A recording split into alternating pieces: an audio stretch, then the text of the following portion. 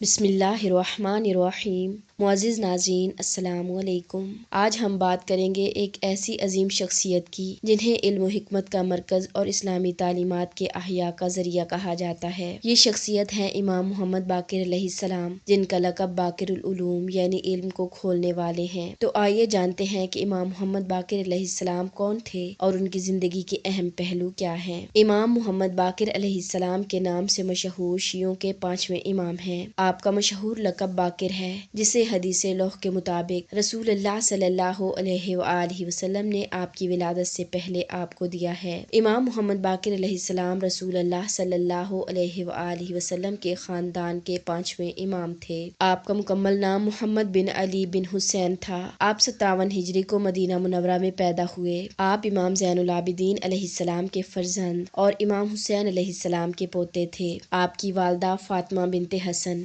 امام حسن علیہ السلام کی بیٹی تھی۔ اس طرح آپ والد کی طرف سے امام حسین علیہ السلام کی نسل سے اور والدہ کی طرف سے امام حسن علیہ السلام کی نسل سے تعلق رکھتے تھے۔ چونکہ آپ کا نسب امام حسن علیہ السلام اور امام حسین علیہ السلام تک پہنچتا ہے، اسی لیے آپ کو ہاشمی بین ہاشمین، علوی بین علوین اور فاطمی بین فاطمین کا لقب دیا گیا ہے۔ جابر بن عبداللہ انصاری سے منقول ہے کہ رسول اللہ نے آپ کی ولادت سے پہلے آپ کا نام محمد اور لقب باقر رکھا تھا۔ آپ کے دیگر القاب میں باقر العلوم، شاکر، ہادی اور امین قابل ذکر ہیں، جبکہ آپ کا مشہور ترین لقب باقر ہے، جس کے معنی علم و دانش کا سینہ چاک کر کے اس کے راز و رمز تک پہنچنے والے یعنی شگافتہ کرنے والے کے ہیں۔ آپ کو اس سبب سے باقر کا نام دیا گیا کہ آپ نے علم کو شگافتہ کیا۔ امام محمد باقر علیہ السلام علم و زہد میں اپنے تمام بھائیوں سے افضل اور قدر و منزلت میں سب سے اعلیٰ تھے اور سب اس عظمت کے معترف تھے۔ آپ کی مشہور کنیت ابو جعفر ہے۔ حدیث کے منابع میں آپ کو غالباً ابو جعفر اول کے نام سے یاد کیا جاتا ہے تاکہ ابو جعفر ثانی جو کہ امام جواد علیہ السلام ہیں ان سے اشتباہ نہ ہو جائے۔ آپ کی مدت امامت 19 برس تھی، 95 ہجری تا 114 ہجری۔ آپ کی امامت بنی امیہ کے 5 خلیفوں ولید بن عبد الملک، سلمان بن عبد الملک، عمر بن عبد العزیز، یزید بن عبد الملک اور ہشام بن عبد الملک کے دور میں رہی۔ آپ واقع عاشورہ کے دوران کم سن تھے اور چشمدید گواہ بھی ہیں۔ امام محمد باقر علیہ السلام نے اپنے زمانہ میں تشیع کے فروغ کے لیے مناسب تاریخی حالات کو دیکھتے ہوئے آپ نے عظیم شیعہ علمی تحریک کا آغاز کیا، جو آپ کے فرزند ارجمند امام جعفر صادق علیہ السلام کے زمانے میں اپنے عروج کو پہنچ گئی۔ معزز ناظرین، یہ تھا امام باقر علیہ السلام کا مختصر تعارف زندگی۔ انشاءاللہ آئندہ ویڈیو میں حضرت امام محمد باقر علیہ السلام کے بارے میں تفصیلی تذکرہ کریں گے۔ اگر آپ کو ویڈیو پسند آئی ہو تو اسے لائک کریں اور شیئر کریں اور ہمارے چینل کو سبسکرائب کریں تاکہ مزید اسلامی ویڈیوز آپ تک پہنچتی رہیں۔ ملتے ہیں نیکسٹ ویڈیو میں، تب تک کے لیے اللہ حافظ۔